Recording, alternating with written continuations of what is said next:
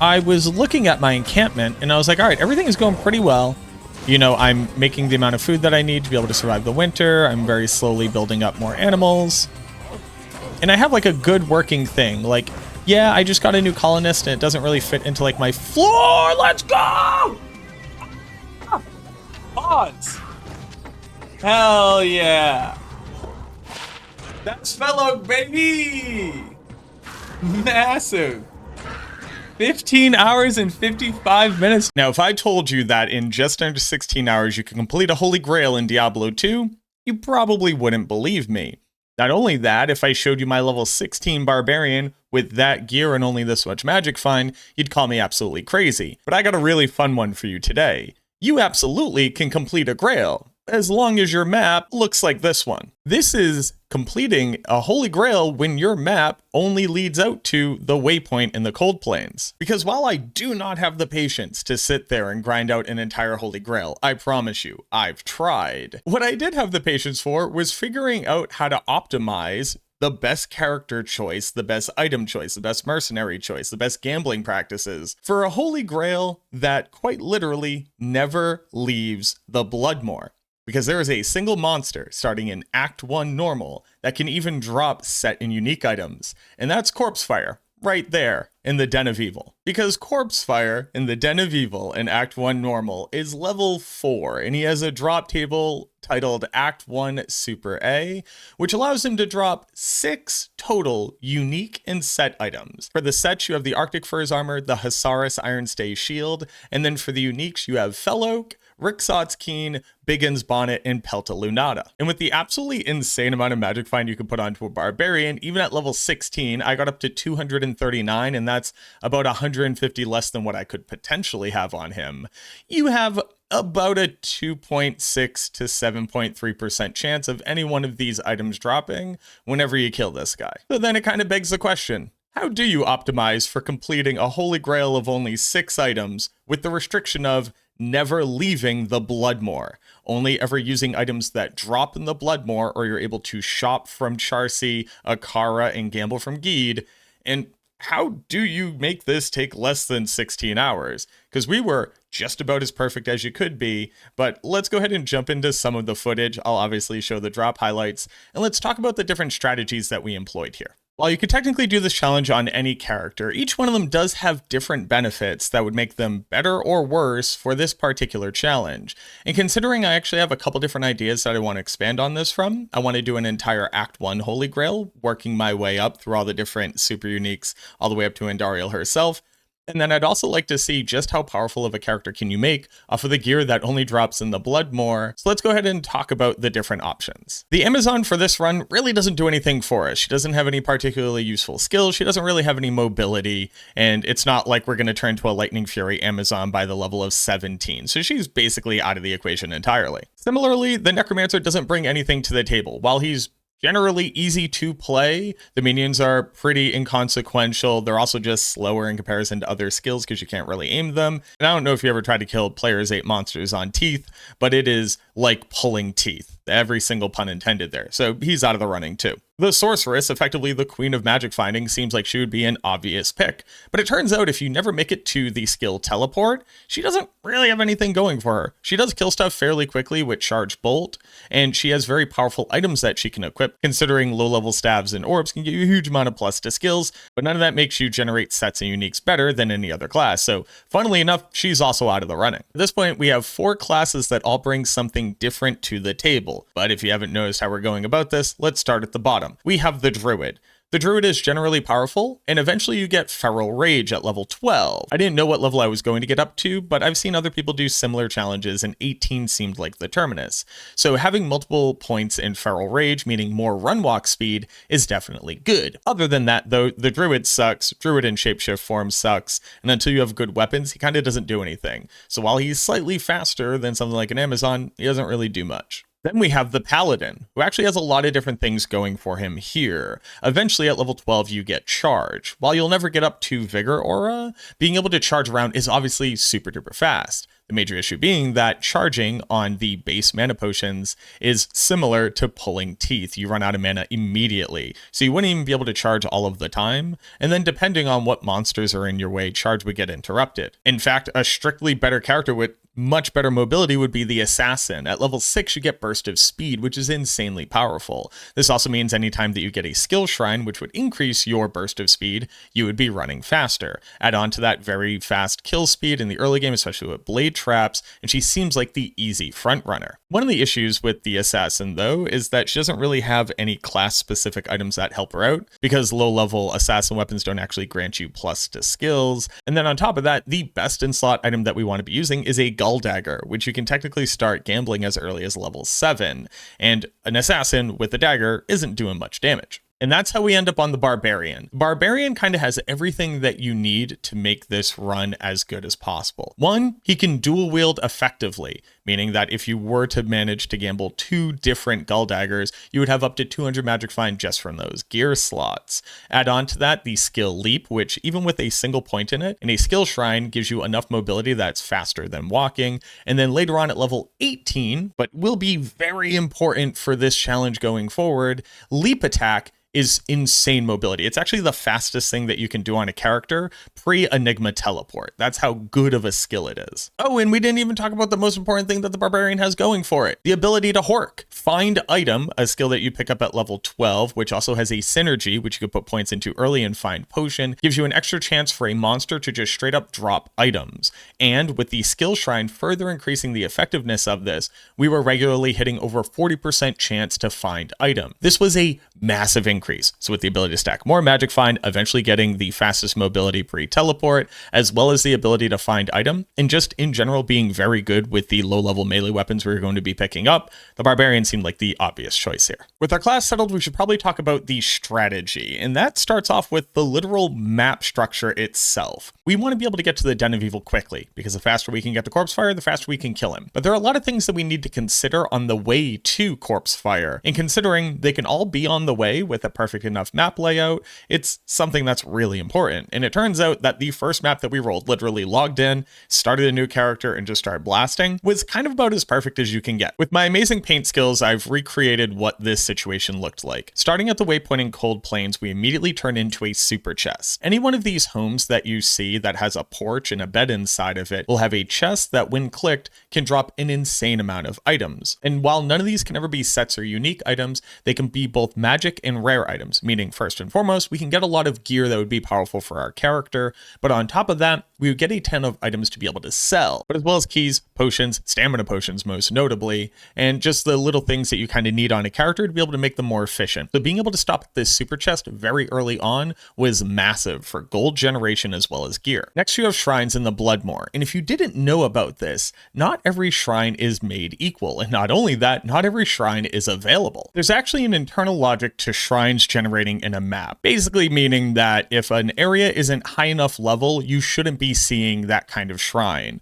So if you noticed, you have almost never seen a combat shrine in the Bloodmoor, because a combat shrine requires min level 8. Meaning that you're not really supposed to be seeing this thing until much later on in Act 1. But notice how I said you almost never have seen it. Why is that? Well, because of weird coding in Diablo 2's logic, whenever it tries to roll from a set of options, it tries to roll from all of them, and then it checks whether or not it is allowed to do that thing. So let's say it tries to generate this shrine for me, and it says, can it be a combat shrine? Well, it can't. The Bloodmoor is not high enough area level, and if it does that 7 times in a row, and it always hits an impossibility that many times, it'll say, you know what, instead of just going infinite here, give them a combat shrine. And that means that gem shrines are not meant to be able to spawn in the Bloodmoor. The area level is area level 1, gem shrines require area level 4. But it doesn't mean that it's impossible to find a gem shrine. And it turns out farming gem shrines is one of the only ways to realistically get Magic Find on your character. Well, for that to matter, we have to very quickly look at, when does Magic Find become available to a character? Quite literally, how early can you get this on gear? The answer is you can't, at least not in the Bloodmoor. Without considering sets and unique items, as well as not socketing in things that would grant you Magic Find, like a Topaz or an Ist rune, there are actually only 5 gear pieces on a Barbarian that could get Magic Find natively on them. That would be a set of gloves, a set of boots, your rings, and your amulet. But if we were to go look at every one of these pieces of gear and how early on you could actually get magic find from them, you'll realize that even with the minimum roll, all of these require either item level 12 or 13, with rings and amulets only requiring item level 12, and then boots and gloves requiring item level 13, because that's just how affixes work in this game. So we're not going to be able to find any of this. Why? Well, Corpsefire is the highest level monster in this area, and he's level 4, meaning that items that he dropped can only be item level 4. So quite literally, there's no way to get magic find on our gear from shopping or from item drops. You might say, well, how can you not find it from shopping, right, Mac? I get magic find all the time. I go to Charcy and I get really nice magic find boots and gloves and whatever. Well, there's a little bit of additional logic that you need to know about Act 1 normal. In the normal difficulty, each vendor that you can shop from actually has a maximum item level that they can sell up to. And in Act 1 normal, the maximum item level is actually 12, which is one item level short of being able to find regular leather gloves or boots with magic find on them. And even if they did, the maximum amount they could get up to on any one of these items would be 15. Now, that being said, you could gamble from Geed, and during this run, I actually did manage to gamble some magic find boots. But the items that we could typically shop and the items that we can drop in the game can't have magic find on them. So how do you get up to the 239 magic find that my character did? Well, it's gem shrines and gem shrine hunting. And it turns out when gem shrines quite literally can only spawn in the Bloodmoor due to a coding infinity bug error where it actually just spits out something rather than crash the game, you're not going to find a ton of these bad boys. So the more shrines that we can find and the more quickly that we can check them, the more likely that it's going to be that we'll at some point be able to level up gems. And I'll just let you know, we basically found a gem shrine once every hour or so of farming. That allowed us to get up to a total of 4 flawless topaz and a single perfect topaz, something I'm going to be using in a later on challenge. But the value of shrines goes even further than eventually hitting a gem shrine. Each one of the different options is actually huge for our purposes. Stamina shrines make it so I don't have to rebuy a stamina potion, because we would actually run out of stamina every single run before we got to Corpsefire, and walking is significantly slower than running, oddly enough. So if I manage to hit a stamina shrine, that means I don't have to buy one at Akara. Sure, this is just a single additional shopped item every single run, but that adds up over time. You gotta understand that at maximum efficiency, each run was taking me about 2 minutes to complete. So even just another second here or there is a massive increase in efficiency. Skill shrines allow us to use leap as a mobility skill, as well as increase find items effectiveness. So those are absolutely huge. Experience shrines even, granting us an additional 50% experience means that we level up faster. Every level, further increasing the chances that we hit targets, giving us more stat points for strength or dexterity for better accuracy or better minimum damage, as well as just more hard points and find item. Every monster that we miss with an attack or don't one-shot is time loss. And a keen-eyed observer might have put two things together. One, I said that getting a ton of gold is really important, but also two, we really can't shop anything that will altogether make us that more efficient. Sure, in the early game, being able to afford all your potions, as well as picking up whatever scepter or car happens to be selling us is nice, but why do I need more gold after that? Well, that's because we're going to be gambling from Geed. Starting at level 7, Geed can actually gamble you a Gull Dagger. Gull Dagger grants 100 magic find, and I can actually equip 2 of these on my Barbarian. The only issue is that starting at level 7 and going all the way up to 16 that we got up to, a dagger roll is going to on average cost about 2,000 gold to be able to gamble. 2,000 gold doesn't sound like a lot, but you got to remember that in normal Act 1, the gold cap is 5,000. So even if I manage to find a staff or a scepter with a bunch of additional staff mods on it that can sell for gold cap, that's only getting me 1 to 2 gambles of a dagger. No, I need to be picking up everything that I can. Bucklers with deflecting mod on it will sell for about 700 gold. Throwing daggers sell for about 700 gold. Each gem is about 250. Skulls are 500. Rings, amulets, and charms tend to sell for about 1,000 to 2,000 gold. And then basically nothing else matters, actually. Armor, even rare armor at this point only sells for, I don't know, like 50 gold. And it's not like the monsters are dropping a huge amount either. But by scrounging together whatever valuable items happen to drop in a run, we're able to generate somewhere around 5,000 to 10,000 gold per run, depending on how lucky we get. And that's 2 to 3 gambles at Geed. Eventually, we do hit it lucky, and we do get a Gull Dagger. Now, there's a long list of individual optimizations that we made for this run that if I were to go into detail for each one of them would take way too long. So I'm just going to rattle them off very quickly, just in case you were asking questions like, hey, did you consider this? If I missed any any of the things that you think could have made this even better, let me know down in the comments. We never used any elemental cold damage on our weapons or on our charms, so we would never freeze any of the bodies, because a frozen body, when it shatters, can't be horked. Similarly, we used a flame arrow mercenary as opposed to a cold arrow mercenary. Cool thing about flame arrow mercenary is that whenever she uses exploding arrow, that carries any elemental damage that she has on her gear. So she would use a 3-socket hunter's bow with 3 chipped rubies in it to further increase the explosion damage. We also had our mercenary kill Corpsefire whenever we could. When a mercenary kills a target, they add the magic find that they have in their gear to your total magic find. So with 4 total chipped gems across her helmet as well as her armor, she was adding 36 magic find on to us. Because the minions of Corpsefire are actually the same level as Corpsefire, they can all also drop all of the unique and set items, so we would make sure to be horking them, and in fact, killing them off first and horking them would give our mercenary enough time to be able to kill Corpsefire for us. We would hit him 1 to 2 times just to soften him up. To that same end, we never added any poison damage to our character, which would technically increase our kill speed, but if any of that poison damage were to linger over and accidentally kill Corpsefire before our mercenary would, we'd be losing out on magic find. We initially put all of our stat points into dexterity to increase our attack rating to get up to the 95% chance to hit. Similar to that, we would put the rest of our points into strength to further increase our minimum damage. On a hardcore character, you typically want to be putting at least some points into vitality. We just never really worried about that. The list goes on and on, but I don't want to beat this to death. Let's go ahead and just show all of the drop highlights and any various insights that I think were interesting enough to keep in the video, and let's come back to the end and talk about the character and what my future plans are.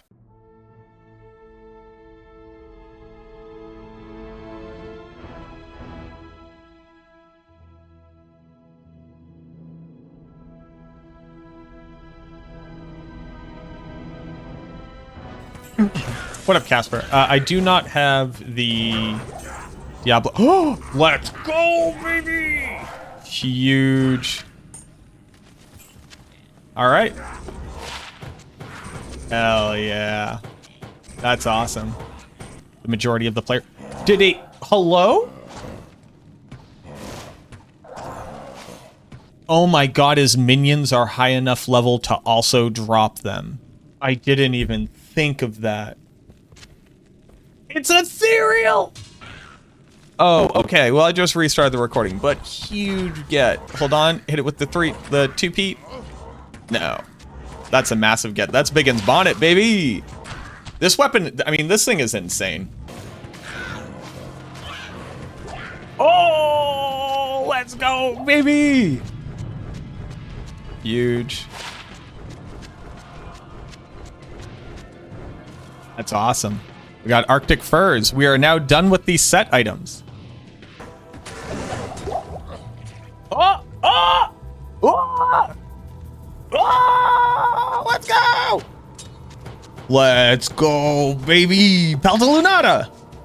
Now that's a shield right there. Holy. Peltalunata. There we go. All right, we only need one more. It doesn't really fit into like my floor. Let's go! Odds. Hell yeah. That's fellow, baby. Massive. 15 hours and 55 minutes to complete the Corpsefire Grail. So I know a lot of you are going to be asking, what does it look like at the end? What are the stats? How did the run go? So just to quickly rattle them off at you, there's about 400 runs in total. I think it was closer to about 387. Each run, once I was maximally efficient, took about 2 minutes to complete. We were able to successfully hork from Corpsefire 80 times, which gave us roughly a 20% chance to hork. As far as the gear that your character ends up wearing when you kill nothing but Corpsefire and you just get the most perfect forms of rare items you possibly could. Obviously, we had the Gull Dagger that we had gambled. I was able to get up to 2 flawless gems, not only for a superior skull cap for me, but also a superior hard leather armor for me. So that was a total of 80 magic find just right there. Amulet ends up being max damage, AR, and dexterity, as well as a res. We have a really sick enhanced damage with min damage and enhanced damage versus undead with AR on a scepter. I wish that this was ethereal since it also rolled repair durability. Gloves end up being strength and dex with dual res. Ring ends up being max damage, AR, and res, similar across the board, although this one had dex and dual res. Belt ends up being life and mana and dual res with repair. Similarly, I wish that this was ethereal.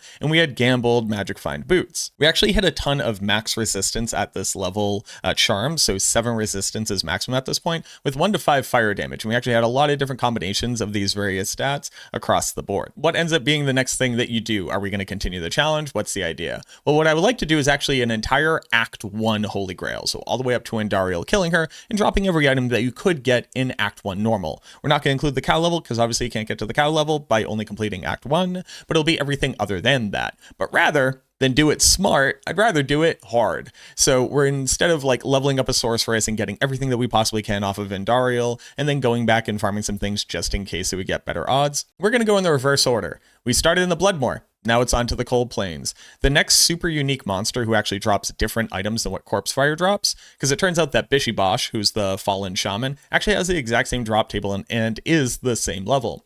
So the next super unique that you can kill is Cold Crow. Luckily for us, Cold Crow also drops Skull Dagger. So even though I've already gambled one, I'm going to require that I drop one off of her to consider myself to have actually finished the Grail for her.